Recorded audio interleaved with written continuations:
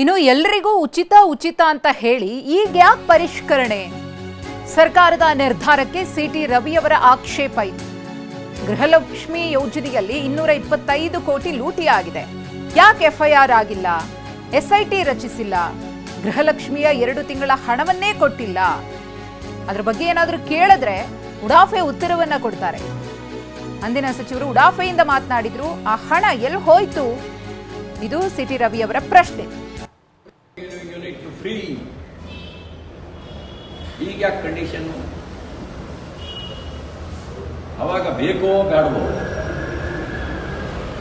ಈಗ ಬೇಡ ಅಂದವರು ನೀವು ಅದನ್ನ ಗಿವಿಟ್ ಪಾಲಿಸಿ ಮೂಲಕ ಕೊಟ್ಬಿಡಿ ಅಂತ ಕೇಳ್ತಿದ್ದಾರೆ. ಅವಾಗ ಕಾಕಾ ಪಾಟೀಲ್ಗೂ ಫ್ರೀ, ಮಾದೇವಪ್ಪಂಗೂ ಫ್ರೀ, ಜಮೀರ್ ಅಹಮದ್ಗೂ ಫ್ರೀ. ಈಗ ಯಾಕೆ ಕಂಡೀಷನ್?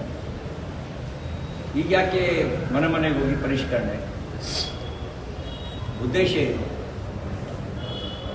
ಹೇಳಿ. ನಮ್ಮ ಆರ್ಥಿಕ ಸ್ಥಿತಿ ಕಂಗೆಟ್ಟಿದ್ದೀವಿ, ಕೊಡೋಕ್ಕಾಗ್ತಾ ಇಲ್ಲ ಅಂತ ಹೇಳಿ.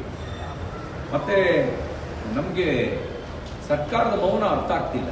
ಗೃಹಲಕ್ಷ್ಮಿ CAG ಹೇಳಿದೆ, ನಕಲಿ ಖಾತೆಗಳಿಗೆ ಹಣ ಹೋಗಿದೆ, ಒಂದೇ ಖಾತೆಗೆ ಹಣ ಹೋಗಿದೆ, ಸತ್ತವರ ಹೆಸರಿಗೆ ಹಣ ಹೋಗಿದೆ.